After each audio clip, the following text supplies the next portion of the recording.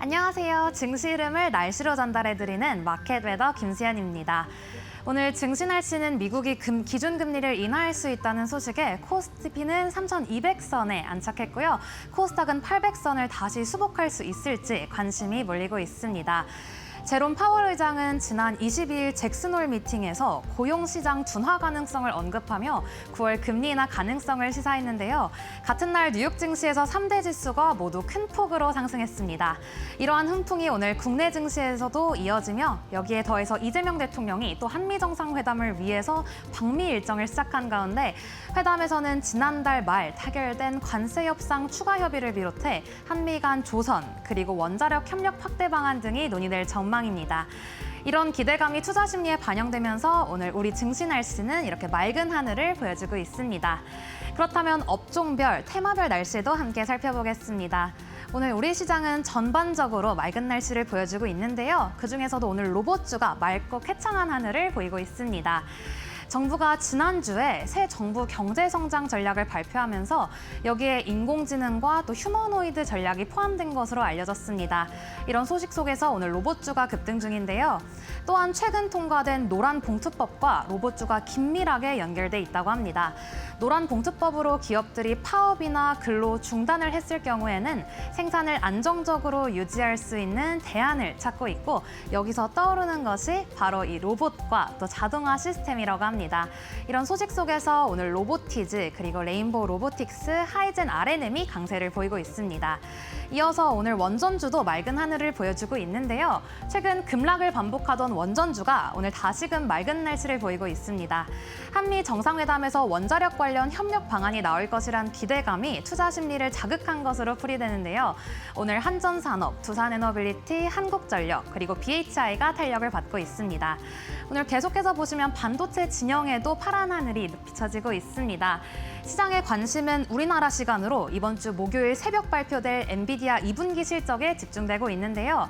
국내에서는 SK 하이닉스가 현존 최고 집적도인 321단 2테라비트 QLC 낸드 플래시 제품의 개발을 완료하고 또 양산에 돌입한다는 소식이 투자 심리에 쏠렸습니다.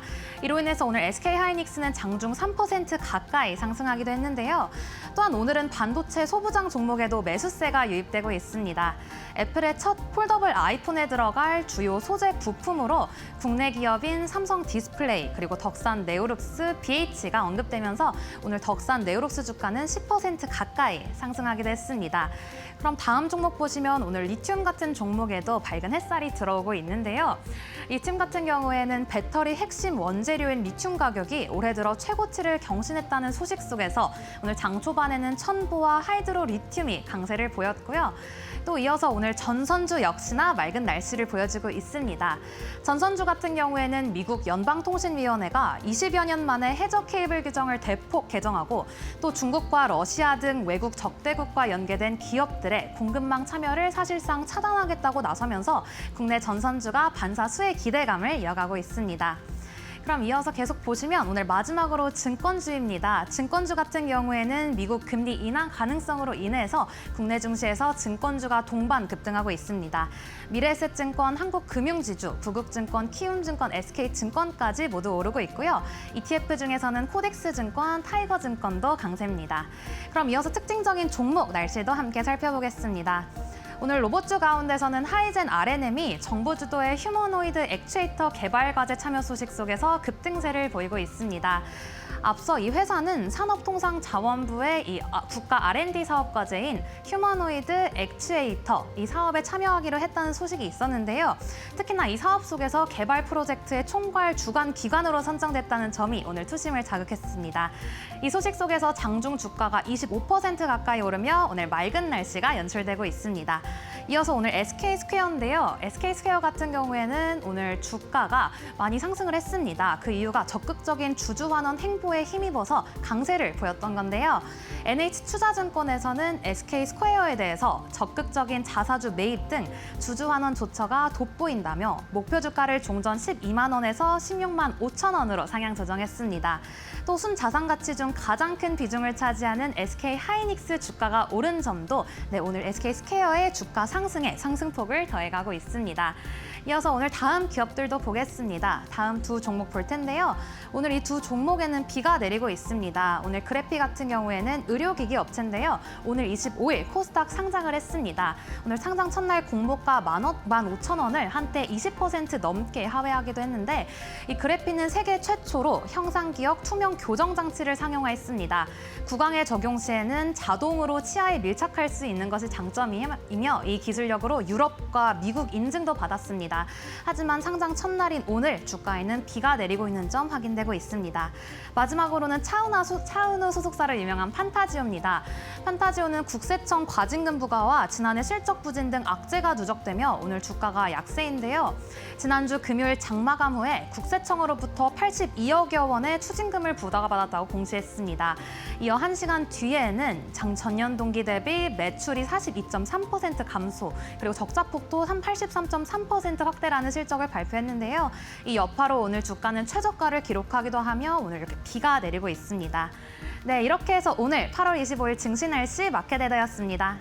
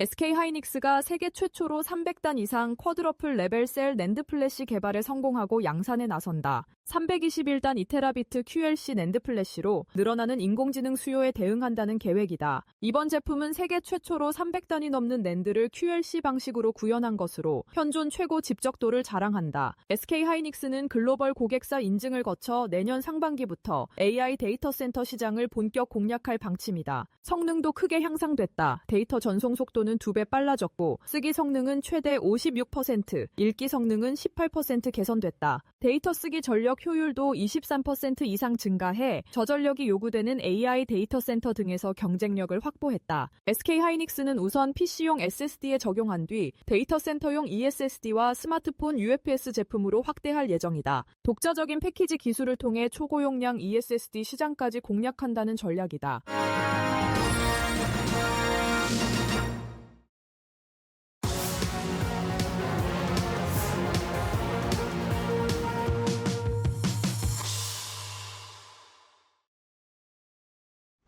네, 마켓나우 3부 이어갑니다. 안녕하세요. 김주영입니다. 오늘 국내 증시 1% 넘는 상승 탄력 받아가고 있습니다.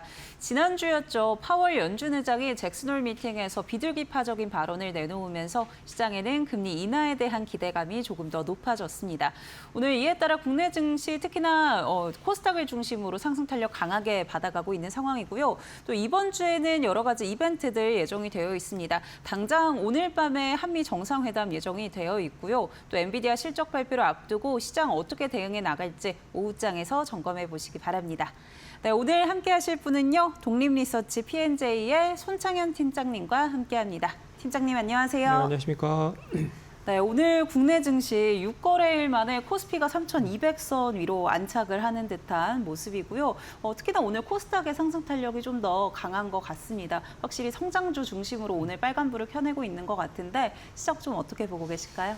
코스닥 시장이 오랜만에 좀 상승을 하고 있는 배경은 역시 금리 인하에 네. 대해서 가장 특수성을 많이 받고 있는 섹터가 코스닥 시장에 많이 보유가 되어 있기 때문이다라고 볼 수가 있을 것 같습니다. 그래서 오늘 코스닥의 그 제약바이오 관련된 종목들이 상당히 좋은 것도 특징적인 부분이라고 볼 수가 있을 것 같고요. 하지만 제가 봤을 때는 이번 주에 중요한 이벤트들이 많습니다. 그래서 이 이벤트들이 잘 벗어나는지를 좀 눈여겨보셔야 될 것 같다. 어떻게 보면 지난주에 중요 이벤트 중에 하나가 이제 금리 인하에 대한 가능성이었는데 이번 주에 볼 수 있는 주요 이벤트 중에 여러 가지 중에 하나가 오늘 밤에 있을 이제 한미 정상회담이라고 좀 볼 수 있을 것 같아요. 그래서 이 한미 관세 관련된 협상의 이야기가 전반적으로 어떻게 되는지, 그래서 이 관세 협상으로 어떻게 협상을 맺었던 부분, 마스가 프로젝트가 어떻게 구체화되는지를 좀 눈여겨보셔야 될 것 같고요. 그리고 이제 추가적인 범위가 역시나 확대될 수 있는 프로젝트도 좀 눈여겨보셔야 될 것 같습니다. 저희가 봤을 때는 이제 알래스카 LNG 가스 관련돼서 다시 이슈가 나올 수 있을 것 같고, 그리고 국방비 관련돼서도 증액 요구가 이어질 수 있을 거라 보고 있고요.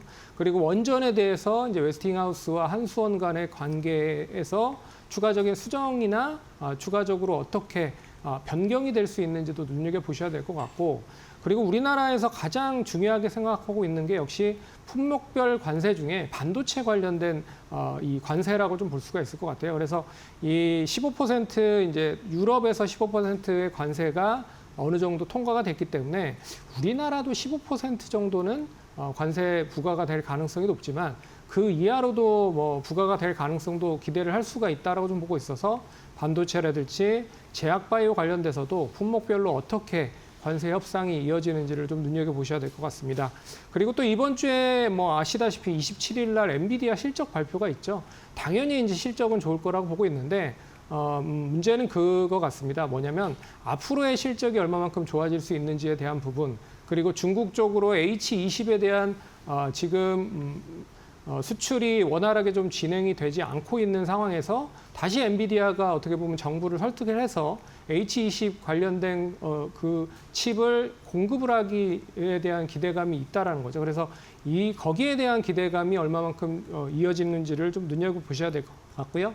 그리고 이번 주에 뭐 가장 눈여겨보셔야 될 부분은 이제 우리나라의 세제 개편안과 더불어서 세법 개정안 관련된 이슈도 좀 눈여겨보셔야 될 거라고 좀 보고 있습니다. 세법 개정안 관련돼서는 ETF나 펀드 같은 경우에는 배당 분리 관세 제외가 된 상황이기 때문에 이게 다시 포함이 되는지도 좀 눈여겨보셔야 될 것 같고요.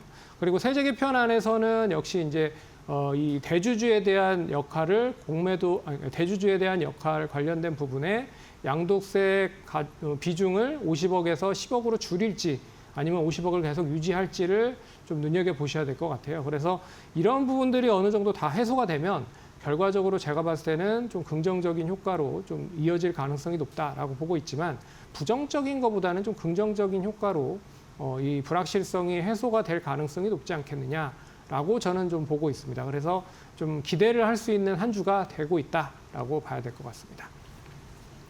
네, 이번 주도 기대감 가져볼 수 있는 한 주가 좀 예상이 되는데요. 당장에는 한국과 미국의 정상회담 통해서 관세가 또 어떻게 마무리가 될지, 또 마스카 프로젝트는 어떻게 진행될지 좀 잘 살펴보셔야 될 것 같습니다. 그렇다면 시장 어떻게 대응하고 또 포트폴리오 어떻게 구성해야 될지 데일리 핫스택 통해서 살펴보도록 하겠습니다. 세 가지 테마 살펴보시죠. 네, 오늘 데일리 하스닥 첫 번째 테마는요. 카메라 모듈입니다. 노랑 봉투법이 통과가 되면서 로봇 시장 확대 전망이 나오고 있습니다. 이에 따라 오늘 시장에서 로봇주들 강세를 이어가고 있는데요. 이 휴머노이드 로봇 하면 부품의 역할도 참 중요한데 특히나 눈 역할을 하는 게 카메라 모듈입니다. 이 로봇 시장 확대에 따라서 카메라 모듈은 좀 어떻게 대응해 나갈지 같이 향후 전략들 챙겨가 보시죠. 두 번째 테마 살펴보겠습니다. 두 번째는 2차 전지입니다. 리튬 가격이 올해 최고치를 또다시 경신을 했습니다. 8월 들어 계속해서 상승하고 있는 탄산 리튬 가격인데요. 확실히 2차 전지 업종을 끌어올리는 요소로 작용을 하고 있습니다. 앞으로 이 리튬 감산이 3개월간 이어진다라는 점도 긍정적일 것 같은데요. 같이 전략 세워보겠습니다. 세 번째 테마 열어보시죠. 네, 세 번째는 두나무 확인되고 있습니다. 지난주 파월 연준 의장의 발언에 따라서 이 뉴욕 증시도 강했지만 가상화폐들도 굉장히 강했습니다. 최근 시장에서 굉장히 각광받고 있는 이더리움 역시나 신고가를 또다시 경신해냈는데요. 시총으로는 넷플릭스를 제치기도 했습니다. 관련 투자 포인트 같이 짚어드리도록 하겠습니다. 네, 첫 번째 테마부터 살펴보겠습니다. 첫 번째는 카메라 모듈로 오늘 가져와 주셨는데요. 사실 이 카메라 모듈 같은 경우는 한 차례 삼성과 이 테슬라의 공급망이 좀 확실해지면서 뭐 카메라 모듈이라던가 OLED도 삼성 측에서 공급할 수 있다. 이런 기대감들이 있었던 것 같습니다. 이 시장 좀 어떻게 보고 계실까요? 제가 봤을 때 이제 오늘 로봇 관련주들이 올라가고 있는데 네. 뭐 앞에서 앵커님께서 잘 설명을 해주셨지만 로봇의 일단 범용성에 대한 부품들을 여러 가지 살펴봤을 때 카메라가 다 저는 당연히 들어갈 수밖에 없다라고 볼 수가 있을 것 같아서 이 로봇 관련된 사업이 결과적으로 많이 확대가 된다라고 하면 당연히 카메라 사업에 대한 확대성도 이어질 가능성이 높다라고 좀 보셔야 될 것 같아요. 그런 점에서 로봇 관련된 사업을 좀 눈여겨 보셔야 될 필요가 있을 것 같고, 그리고 로봇이 이제 자율주행과 더불어서 AR과 VR 관련된 부분에서도 특수성을 좀 지닐 수 있을 것이다라고 보고 있습니다. 그래서 거기에 대한 그런 범용성이 큰 시장이라는 걸 감안을 해보면 일단 카메라 모듈 쪽 관련돼서도 관심 있게 봐야 될 것 같고요.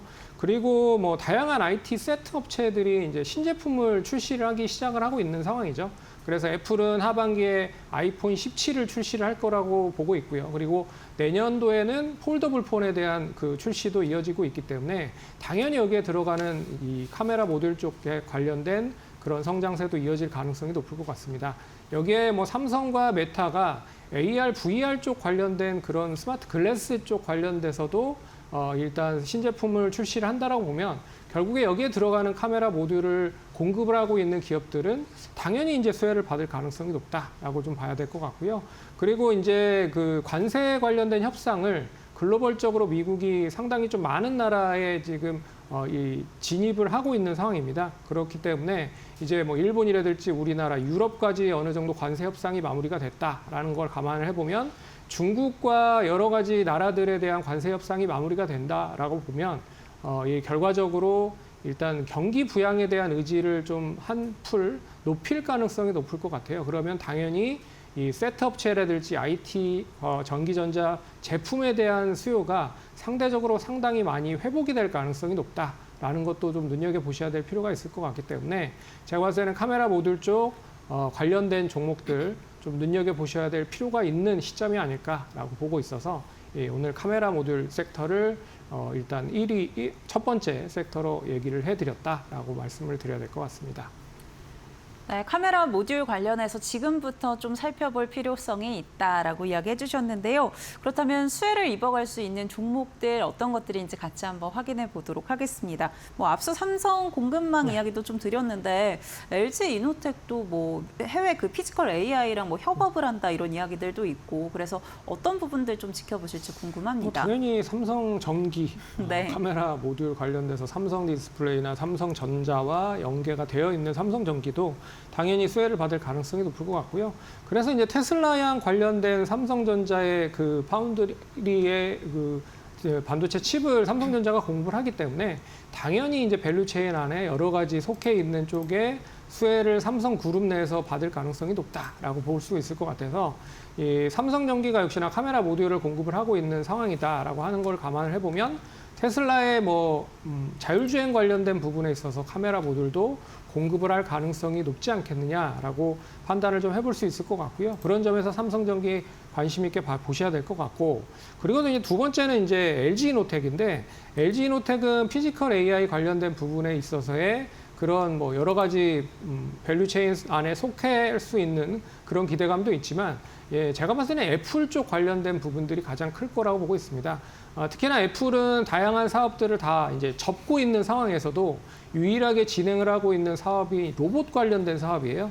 그런 점에서 만약에 애플이 로봇을 다시 한번 도전을 해서 여러 가지 퀄리티에 있는 그런 제품으로 출시를 한다라고 보면, 결국엔 이제 LG 이노텍에 대한 카메라 모듈에 대해 수요가 본격화될 가능성이 높다. 이미 이제 LG 이노텍은 애플 쪽에 다양한 쪽의 카메라 모듈을 공급을 하고 있기 때문에 당연히 이제 수혜를 받을 가능성이 높을 거라고 보고 있고요. 그리고 마지막으로는 이제 MC넥스도 좀 눈여겨보셔야 될 필요가 있지 않을까, 그렇게 보고 있습니다.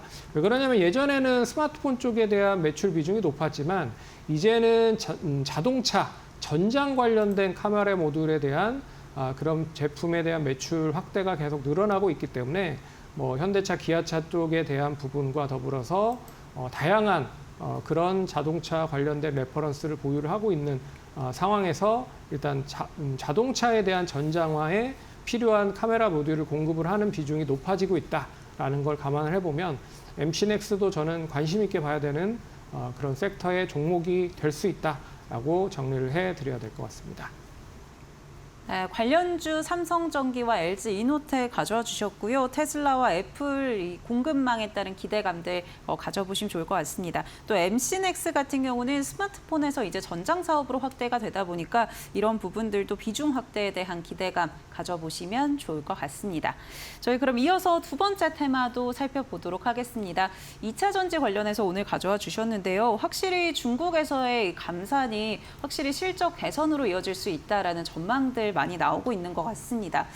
그렇다면 2차 전지 앞으로 좀 계속 긍정적으로 보고 계신 건지, 아니면 좀 단기적으로 이제 좀 접근해봐야 되는 건지도 궁금한데요. 저는 이제 2차 전지는 떨어질 만큼 다 떨어져서 더 이상 떨어질 때는 없을 것이라고 보고 있습니다. 그리고 2분기 실적이 어느 정도 다 예상을 했잖아요. 네. 안 좋을 거라고 다 예상을 했기 때문에 일단 2분기 실적을 바탕으로 해서 근데 점차적으로 하락폭이 좀 줄어들 가능성이 높지 않을까, 실적적인 부분으로 보면. 그러면 주가는 이제는 추세적인 흐름으로 좀 전개될 가능성이 높다라고 보셔야 될 것 같습니다. 그런 점에서 제가 봤을 때는 가장 중요하게 봐야 되는 부분이 일단 실적적인 턴어라운드가 될 수 있는지에 대한 요건이 제일 중요하다고 보고 있는데, 그걸로 봤을 때는 니켈 가격에 대한 상승, 그리고 중국 쪽에서 니켈을 감산을 하고 있다는 부분은 결과적으로 2차 전지 관련된 부분에 실적을 턴어라운드를 시키면서 상승, 붐업으로 시킬 수 있는 요건 중에 하나다라고 좀 보고 있어서 2차 전지 관련된 종목들 이제는 실적이 어느 정도 제자리를 좀 찾는 그런 과정이 이어질 가능성이 높다라고 보셔야 될 것 같고요. 당연히 2차 전지 관련된 부분의 실적이 좋아지면 기존에 좀 머뭇거렸었던 설비 투자가 본격화돼야 되는데, 이 설비 투자를 본격화하는 시점이 조금 더 빨라진다라고 볼 수가 있을 것 같습니다. 그래서 오늘은 2차 전지 뭐 소재나 장비, 부품 중에 장비를 좀 보셔야 될 필요가 있지 않을까, 그렇게 보고 있고요.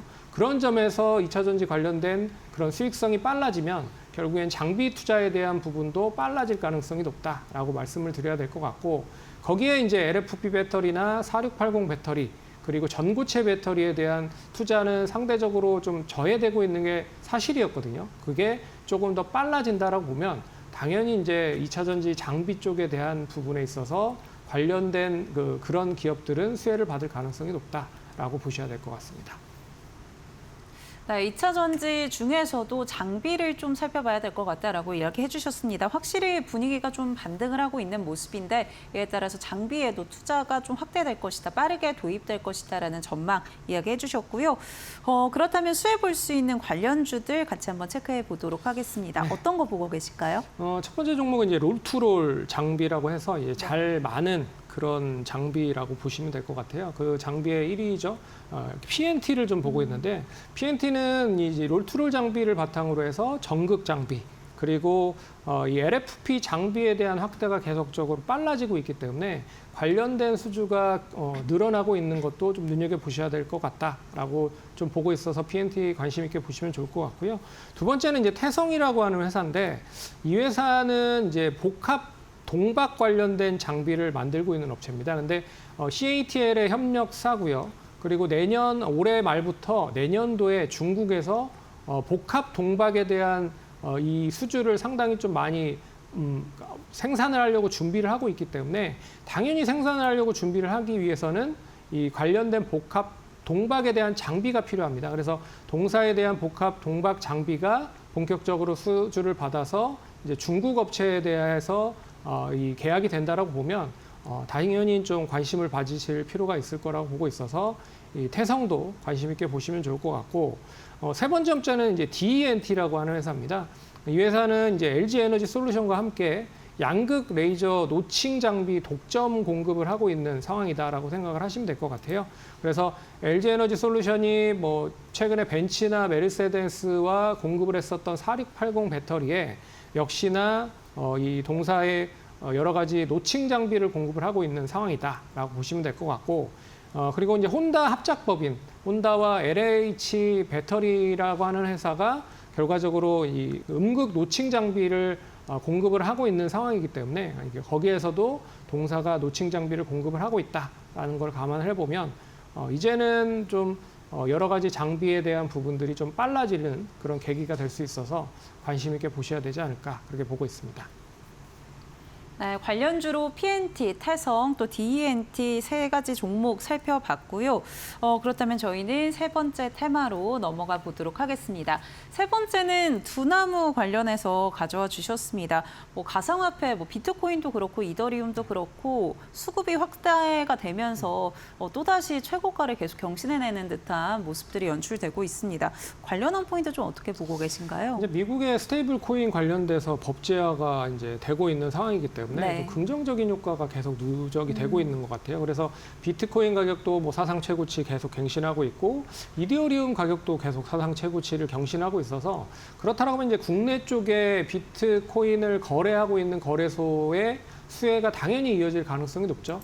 이 두나무라고 하는 회사는 이제 업비트의 모회사인데 업비트가 이 비트코인 우리나라 거래소 1위 업체입니다. 그런 점에서 당연히 관련된 거래가 활발하게 진행이 된다고 하면 이 동사의 지분을 가지고 있는 업체들이 당연히 수혜를 받을 가능성이 높기 때문에 이 관련돼서도 이슈를 좀 보셔야 될 필요가 있지 않을까 그렇게 보고 있고요. 그리고 이 두나무가 상장되지 않았기 때문에 결국에는 이 벤처기업으로 연결이 될 수가 있어서 창투사라든지 그리고 여러 가지 벤처 캐피탈 업체들에 대한 수혜가 동반되고 있다라고 좀 보셔야 될 것 같아서 두나무는 단기적인 흐름으로 이 비트코인 가격이 상승할 때마다 좀 이슈적인 부분으로 계속 관심 있게 보셔야 될 그런 섹터가 아닐까라고 봐야 될 것 같습니다. 네, 두나무 관련한 테마들 좀 단기적인 접근도 가능할 것 같다라고 이야기해 주셨는데요. 그렇다면 종목들도 궁금합니다. 어떤 종목들 보고 계실까요? 예, 두나무 지분을 당연히 이제 많이 가지고 있는 회사들이 수혜를 받을 가능성이 높을 것 같아요. 네. 첫 번째 회사가 이제 우리기술투자인데 우리기술투자가 두나무의 지분을 한 7.2% 정도 보유를 하고 있기 때문에 당연히 수혜가 될 수 있을 거라 보고 있고요.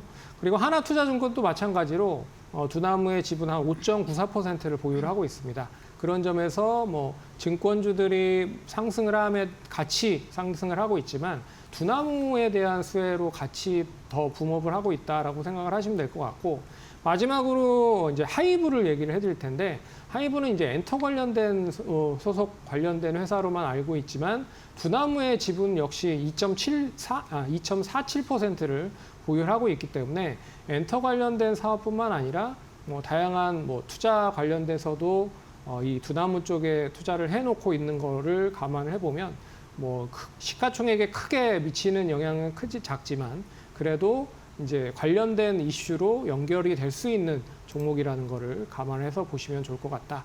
그렇게 좀 정리를 해보도록 하겠습니다.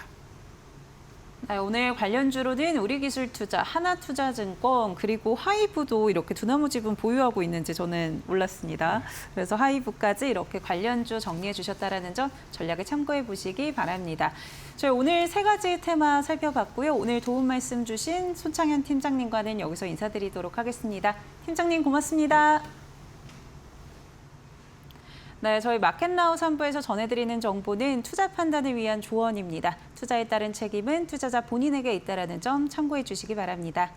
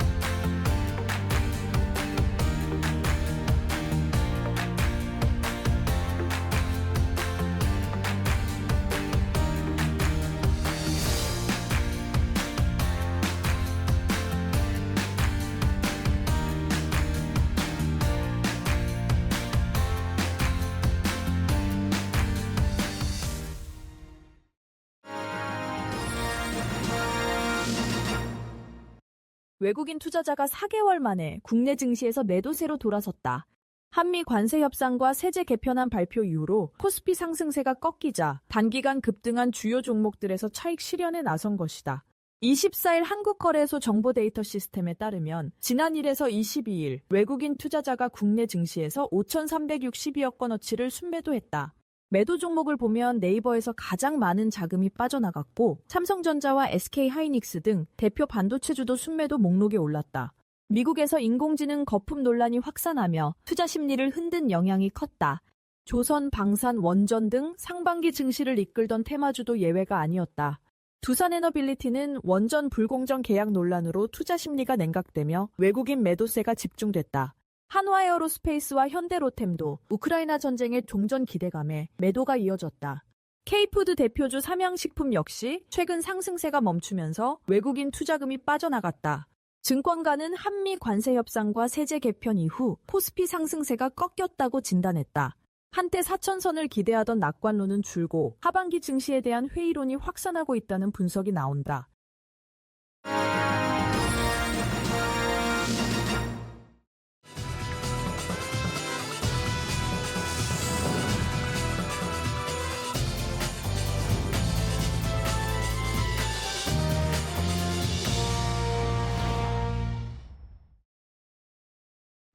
날카로운 코칭으로 수익의 길을 열어드립니다. 데일리 마켓 코칭 시간입니다. 오늘 이 시간은 이데일리 TV 전문위원 서동구 위원님과 함께합니다. 위원님 안녕하세요. 네, 안녕하세요. 네, 오늘 오후장 키워드 통해서 시장 전략부터 챙겨보도록 하겠습니다. 오후장 키워드 확인해 보시죠.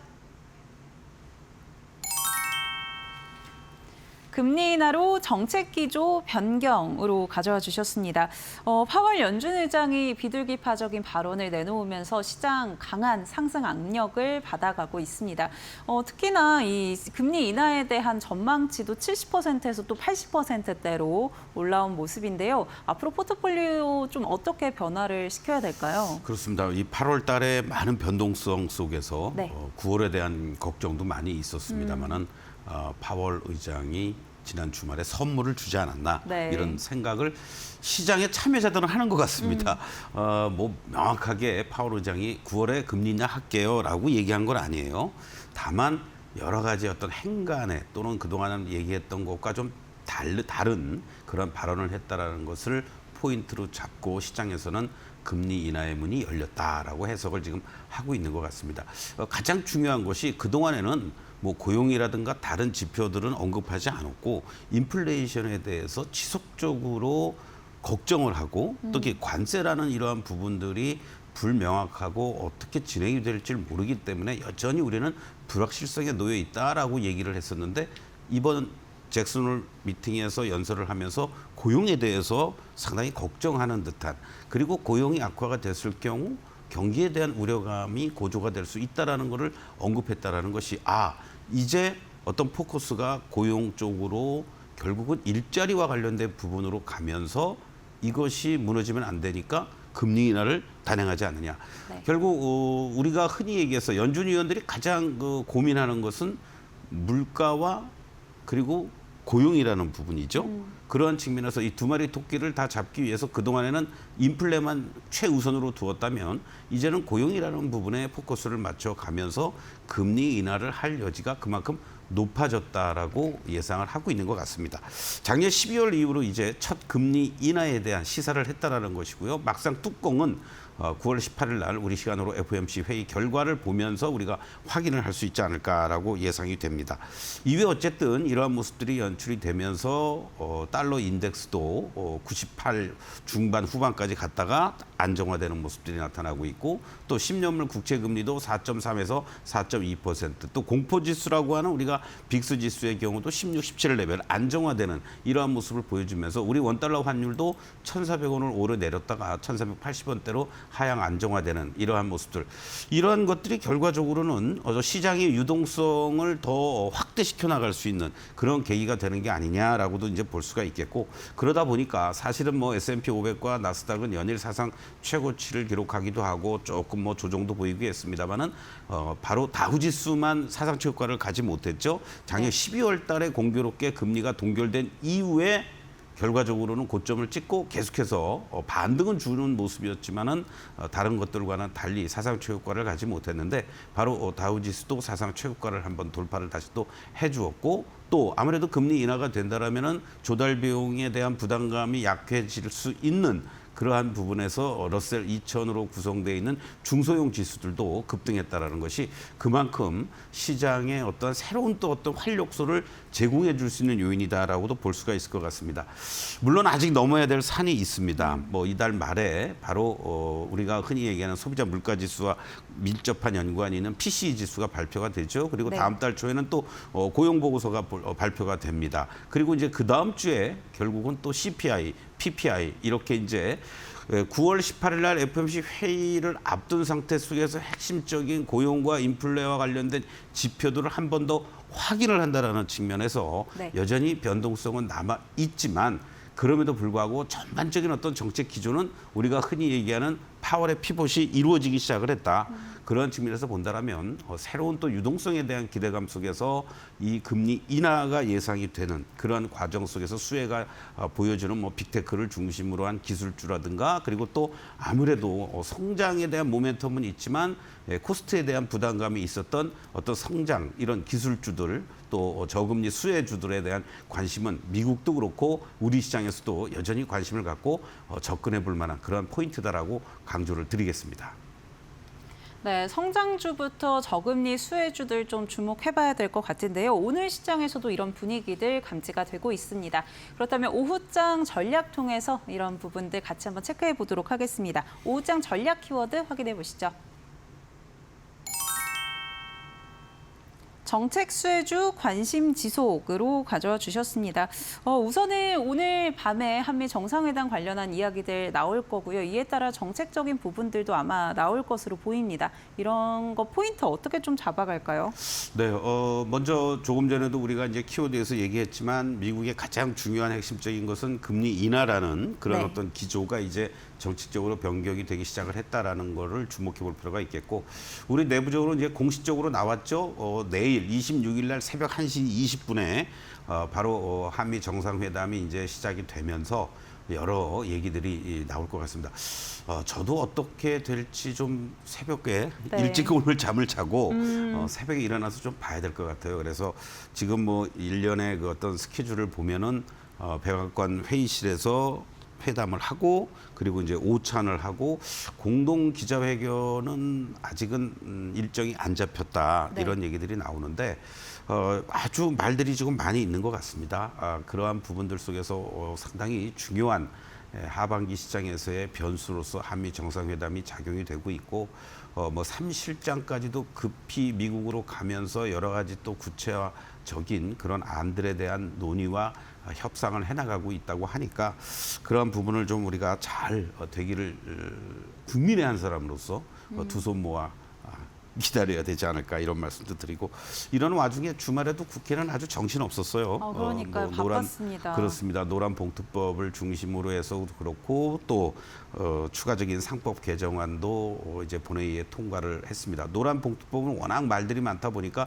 6개월 시행을 연기하면서 6개월 후에 시행하는 걸로 이렇게 이제 알려지고 있지만 또 대표적인 게 이제 집중 투표제 시행 의무화 자산 2조 원 이상의 기업들을 중심으로 해서죠. 그리고 또 분리선출 감사위원 확대하는 이러한 부분들. 근데 이 부분에 있어서는 중요한 것이 결국은 뭐 집중 투표제를 하든 분리선출 감사위원을 하든 결국은 대주주 요건이라든가 이런 부분이 어떻게 강화가 되느냐에 따라서 연말에 나 주주 안 할래 하고선 다 팔게 나가고 한다라면 네. 그 의미 없는 거 아니겠습니까? 그렇죠. 물량이 또 나올 테니까요. 그렇습니다. 바로 이제 그런 부분들도 우리가 조금 더 확인을 해봐야 될 필요는 있겠는데 이게 어쨌든 이러한 요인들이 그래도 작용이 되면서 어떤 큰 틀에서는 움직여주고 있다 보니까 오늘 지주사 관련한 종목들도 좀 반등을 주는 이러한 모습들도 연출이 되고 있고요. 또 가장 중요한 것이 결과적으로는 한미 협상을 통해서 정상회담을 통해서 지금 조금 뭐 노이즈들이 나오다 보니까 뭐 세론이 작용이 되면서 종목별로 좀 엇갈리고 있지만 결국은 이러한 조선과 원전과 관련한 섹터들은 이런 한미 협력과 관련돼서 오늘 내일 뭐 당장 어떠한 내용이 구체화되기보다는 앞으로도 계속해서 끌고 나가야 될 부분이니까 큰 흐름에서 계속 여전히 유지를 해나가는 게 좋겠다라고 말씀을 좀 드리겠고 방산과 전력 같은 경우도 그렇죠. 한국 러시아와 우크라이나의 그런 어떤 휴전 종전 협상과 관련된 부분들이 좀 삐거덕거리고는 있지만 그게 중요한 게 아니라 결국은 전 세계적으로 자주국방이라는 차원에서 업황의 개선이라든가 거기에 따른 추가 수주라든가 실적 개선 이러한 부분도 여전히 지속될 가능성이 높은 그러한 대표적인 조방 원전이다라고 말씀드릴 수 있겠고 이제 또 하나 더 추가적으로 여러분들이 관심을 가져야 될 것은 결국은 금리나 기조 속에서 나타날 수 있는 것들 항상 뭐 거론되는 것이 이제 바이오 제약 쪽들이 이제 대표적인 거고요. 오늘 이제 뭐 로봇 관련주들이 움직이려는 부분도 바로 그러한 부분이죠. 아무래도 어떤 성장은 이루어지는 것으로 나타나고 있지만 실적이 뒷받침되지 못하다 보니까 고평가에 대한 논란에서 계속 자유롭지를 못했는데 이제 어떤 실적 발표 시즌도 마무리가 됐고 거기에 이제 또 나오는 얘기가 노란봉투법 시행과 관련돼서 그렇다면은 인건비 줄이자. 네. 그러면 뭐 로봇으로 인한 자동화라든가 뭐 이런 쪽으로 가야 되는 게 아니냐. 그래서 시장에서는 로봇 노란봉투법 통과에 따른 반사수혜 섹터로 로봇 관련주가 다시 또 부각이 된다라는 이러한 얘기도 나오고 있습니다. 그래서 이 부분은 금리 인하와 맞물려서 상당히 관심을 가질 만한 그런 섹터가 다시 됐다라고 보시면 좋겠고 아까 말씀드렸듯이 지주사들도 지난번에 양도소득세와 관련된 그런 어떤 기준 때문에 단기간에 주가가 또 급락을 했었죠. 그리고 이제 다시 또 하방을 잡고 반등을 주는 모습들인데 이 부분은 여전히 이 소위 말하는 배당소득세 분리 세율의 문제라든가 그리고 또 양도차익과세에 대한 양도세 기준이 어떻게 되느냐에 따라서 추가 상승 여부가 결정이 될 테니까 아직은 추세를 갖고 지주사 관련주들은 접근하기보다는 낙폭과대에 따른 어떤 기술적 반등을 이용한 일정한 밴드 플레이를 해나가는 것이 좋지 않을까 이렇게 정리를 좀 해드리겠습니다. 네, 시장에서 기대감을 갖는 조선과 원전, 방산에 대해서는 장기적인 흐름으로 봤을 때는 여전히 기대감 유효하다라고 이야기를 해주셨고요. 특히나 오늘 같은 경우도 성장주 중심으로 상승세를 이어가고 있는데 이런 부분들 긍정적인 포인트로 짚어주셨습니다. 그렇다면 차트 통해서 좀 더 자세하게 살펴보려고 하는데요. 어떤 종목들 좀 살펴볼 수 있을까요? 네, 로봇 관련주는 금리 인하 얘기 또 그리고 실적이 이제 마무리되는 시점에서 여러분들하고 계속 관심 있게 봐야 될 섹터 중에 하나로도 말씀을 네. 드렸었죠. 오늘 뭐 로보티즈도 그렇고 하이젠 RML도 급등하는 모습들이고 결국은 이 레인보우 로보틱스 이렇게 세 종목이 대장주의 역할을 해주고 있는데요. 레인보우 로보틱스를 보시면은 이 주가가 25만 원을 중심으로 해서 하방을 잡아주고 하단부에서 지지력을 보여준 이후에 오늘 이렇게 대량 거래가 수반이 돼주고 외국인 기관들 매수까지 들어오고 있다라는 거죠. 그렇다면 1차적으로 일차적으로는 요 32만 원 정도를 1차 목표가로 설정을 해놓고 다시 한번 접어줄 때 여러분들이 공략에 들어가거나 그리고 32만 원에 안착해 주면은 이제 새로운 랠리가 펼쳐질 수 있다라는 거를 염두에 두시면서 대응하면 좋지 않을까 이런 말씀을 좀 드리겠습니다.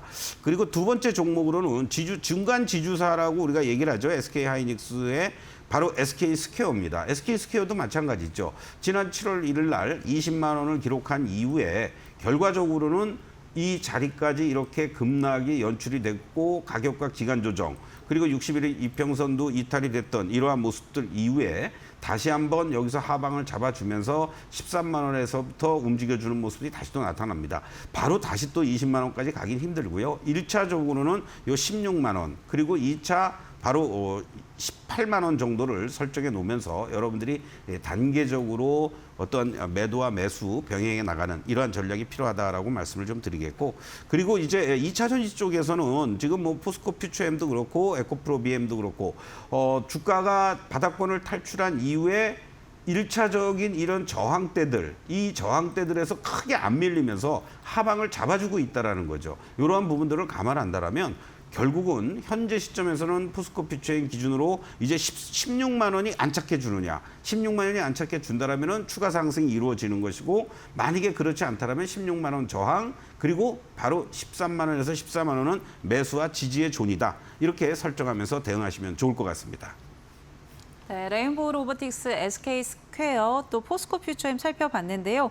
레인보우 로보틱스 1차 목표가 32만 원 이야기해 주셨고요. 또 SK 스퀘어의 경우에는 16만 원에서 18만 원 선 이야기해 주셨다는 점 체크해 보시면 좋을 것 같습니다.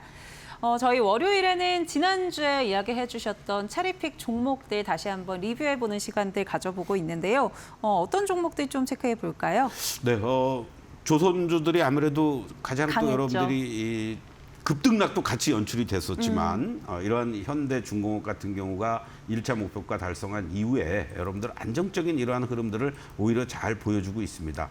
결국 이 흐름들을 보시면 주가가 1차적으로 변동성도 보여주고 하지만은 저점을 계속해서 높여가고 고점을 다져주는 모습이다. 이러한 관점에서 본다라면 말씀드렸던 것처럼 46만 원, 7만 원, 이 48만 원 이하 자리는 매수의 존이고 그리고 50만 원이 안착된다면 다시 한번 고점을 또 다시 갈 수 있는 그런 흐름이 충분히 나올 수 있다라는 것을 염두에 두시면서 여러분들 포트에 조선주는 뭐 어떤 것들이 됐든 특히 이런 대장주들을 중심으로 해서는 반드시 끌고 가는 이러한 전략들 여전히 유효하다라고 말씀을 좀 드리겠고 또 2차 전지 쪽에서는 에코프로 BM을 여러분들께 말씀을 드린 바가 있었죠. 2차 전지도 결과적으로는 여기서 저점을 확인했고 한 단계 레벨업 된 다음에 다시 한번 이제 14만 원을 갖다가 숨고르기를 해주고 있습니다.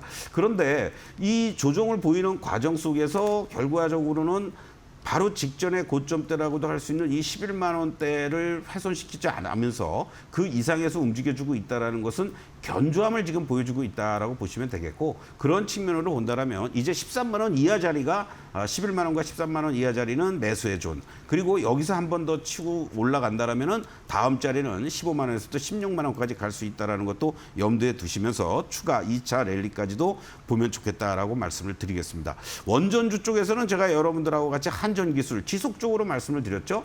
자, 이 현재 시점에서만 보면은 이 10만 원에 이제 안착해 줘야 되는데 지금 이제 공방을 벌이고 있습니다. 그리고 가장 최근에 지난주에도 흔들리는 과정 속에서 오히려 여러분들 이 9만 원 초반 자리라든가 9만 원 이하 자리는 절대 매도의 자리가 아니고 매수할 수 있는 자리입니다라고 말씀드렸고 곧바로 복원을 시켜놨습니다. 자, 그렇다면 또다시 이제 10만 원 이하 자리 9만 원 초반 자리면은 한전기술을 중심으로 해서 원전주들이 훼손되지 않는다면 다시 한번 매수하거나 비중을 늘릴 수 있는 자리가 된다라고 말씀을 좀 드릴 수 있겠고 또 우리가 얘기하는 조선 기자재 쪽에서는 동성 화이텍도 여러분들 보세요. 이렇게 급등한 이후에 지난 8월 1일 날 여러분들하고 같이 말씀을 드렸지만 소리 소문 없이 하면서 새로운 고점을 돌파해 나가고 있는 모습입니다. 오늘은 당연히 숨고르기 해줄 수밖에 없는 자리겠고요. 다시 한번 재매수 하신다면은 28,000원 내외 자리를 중심으로 해서 공략할 자리가 충분히 나온다. 이렇게 말씀드리고 또 자동차 쪽에서는 제가 여러분들께 자율주행과 관련돼서는 현대오토에버 바로 요 15만 원 이하짜리 15만 원을 중심으로 해서는 언제든지 여러분들 분할 매수에 들어갈 수 있습니다라고 하면서 지난 8월 12일 날 말씀을 드렸던 거죠. 뭐 며칠 조금 횡보해 주더니 오늘 이렇게 대량 거래가 수반이 돼주면서 급등의 패턴으로 다시 한번 16만 원대를 가고 있습니다. 아직은 현재의 모습만 놓고 본다라면은 이 16만 원에서 18만 원은 이제 오히려 또 저항의 자리로 작용이 될 수 있으니까 추격 매수보다는 18만 원 근처 가면은 일부 이익 실현을 하시는 거고, 그리고 16만 원 이하짜리 15만 원 초반짜리는 매수의 관점에서 접근해 나가면 좋겠다. 이렇게 결론적으로 말씀을 드리겠습니다. 네, 체리픽 종목 5가지 같이 한번 체크해 봤습니다. 네, 오늘 도움 말씀 주신 서동구 위원님과 여기서 인사드리도록 하겠습니다. 위원님 고맙습니다.